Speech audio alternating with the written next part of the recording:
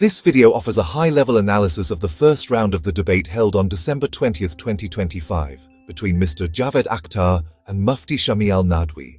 Before delving into the debate itself, several points stand out. Javed Akhtar appeared somewhat unprepared, relying on examples he has used repeatedly in previous debates and social media recordings. In contrast, Mufti Shamail Nadwi was notably well prepared. He had clearly studied Javed Akhtar's prior debates, anticipated his usual arguments, and even predicted Javed's responses on multiple occasions. Mufti Nadwi also set the ground rules to his advantage and frequently bent them throughout the debate. A peculiar aspect was the moderator's role. Although the debate was introduced as above any religion, Mufti Nadwi consistently defended the attributes of Allah, grounding his arguments in religious doctrine. The moderator, Saurabh, acted more as a timekeeper than as an enforcer of the agreed-upon boundaries, failing to ensure that the rules were upheld. Javed Sahab has previously articulated atheist arguments effectively, and, to a large extent, did so again. He has won many intellectual battles and laid the groundwork for the broader acceptance of atheism. However, in this debate, he did not meet his usual high standards he has set for himself, for reasons discussed below. Mufti Nadwi's preparation was evident. Not only did he anticipate Javed's typical points, but he also shaped the debate's rules to favor the theist position, specifically the concept of Allah. While Javed Akhtar's performance was constrained by these unfavorable rules, his contributions remain significant, and atheists should view his efforts with pride, rather than disappointment. Expecting him to win every exchange, especially when the rules are skewed, is unrealistic.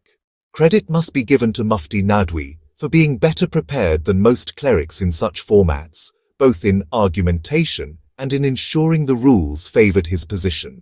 However, the responsibility for setting fair, neutral ground rules lies with the moderator, not the debaters. In this case, the framing of the debate heavily influenced its outcome.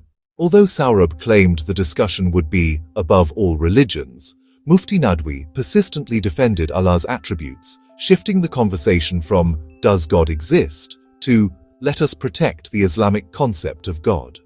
Mufti Nadwi, rather than the moderator, defined the debate's standards, strategically avoiding areas of weakness and highlighting those where he felt secure.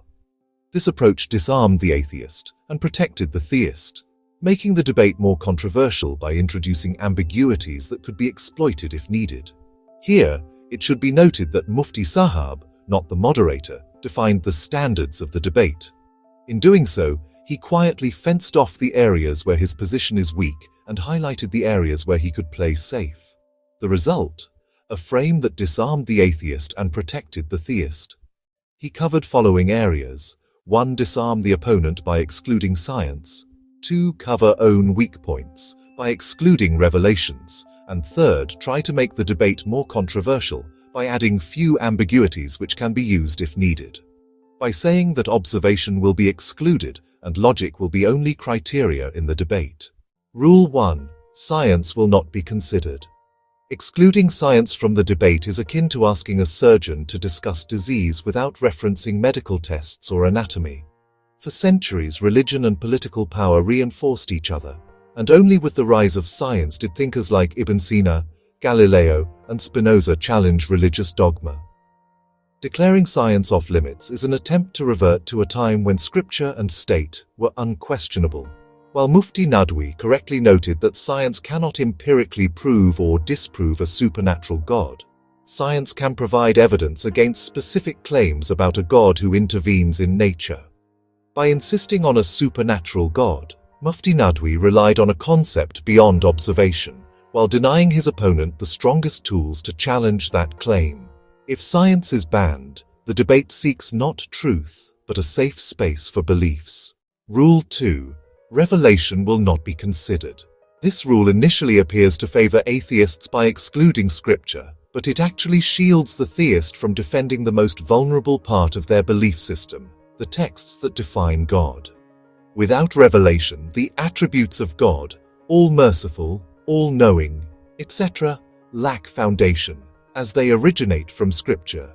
Removing revelation means defending a vague philosophical abstraction, rather than the specific God of religion. If scripture is excluded, so too is the God it describes. There are other concepts like Spinoza's or Sufism God, which is nothing like what Mufti Sahab defended. If revelation is off the table, then logically, you cannot argue that God is omnipotent, omniscient, or moral in any particular way. You cannot insist on Allah's specific qualities as defined in the Quran or any scripture. Once revelation is removed, you are no longer defending Allah of Islam or God of religion, but a vague philosophical abstraction, some undefined, necessary being. That is not the God people pray to, fear, or kill for. So which God was Mufti Sahab actually defending? If you throw scripture out of the debate, you must also throw out the God that scripture invented. Rule 3. Observation is out of scope. But can anyone explain logic without any historical observations? Although Mufti Nadwi emphasized that observation does not mean, show me God, which is a fair point, no one expects God to appear on stage. However, general observation is essential for rational argument. Without it, logic is baseless. His own example about the moderator being a conscious human silently smuggles in years of human observation about people, bodies and minds. The necessary being argument, asserting a non-contingent, eternal, omnipotent, all-knowing entity, is built on assumptions about a metaphysical realm we cannot access. Both atheists and believers reach an impasse here. Neither can definitively answer what lies beyond the universe, and attributing emotionally satisfying properties to the unknown is logically unsupported. Arguments about the laws of a stable and organized universe pointing to an intelligent designer are flawed, as our perspective is limited to a minuscule slice of time and space. First, we live in a grand chaos. We cannot see it only because our time and space is a very minuscule portion of that universe. Let us understand this by applying analogy of universe time and space to a football match of 90 minutes. If universe time and space is reduced to an equivalent 90 minutes football match, our Earth will only occupy only one blade of the grass in the football field in terms of space, and our known religious history will be the time of only 0.42 seconds out of 90 minutes. Now imagine, Mufti SB is judging universe and trying to say the match was competitive or non-competitive or played within rules or completely free for all, etc. by just looking at the one blade of grass for only 0.044442 seconds of the total match. Stupidity is making assumption about stable universe or the football match after watching one blade of grass for 0.044442 seconds. All logic have to have a logical component built into its development. Using wrong tool example about metal and plastic detector examples were totally irreverent, and these are not applicable in the tools being used to question God. Finally, Mufti Sahab sets, only rule to be followed will be the intellect, reasoning, rationality or logic as the valid ground rules. As explained earlier, this premise without critical historical observation is completely foundation-less. As explained earlier for moderator being human and conscious, how can Mufti SB provided a definite argument if we and Mufti Sahab do not have the years of observations that human are conscious? He consider one approach definitive and same other approach non-definitive, contradicting his own logic and reasoning foundation. Morality in the debate. The discussion on morality highlighted its subjective nature. What is objective and subjective morality? Morality remains subjective. Events like those in Gaza and the varied responses of world leaders demonstrate that morality is shaped by what is accepted by the masses, not by objective standards.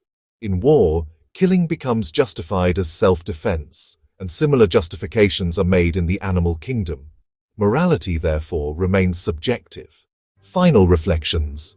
When Mufti Nadwi invoked necessary being and objective morality, he contradicted his own rules by reintroducing theology into a supposedly neutral philosophical frame. Javed Akhtar's insistence on admitting uncertainty stands on firmer logical ground. history shows that questioning established beliefs often meets resistance from those in power. Ultimately, this debate did not prove or disprove the existence of God. Instead, it revealed that whenever God is the subject, the rules are bent to protect the concept, and that is precisely why such questioning is necessary.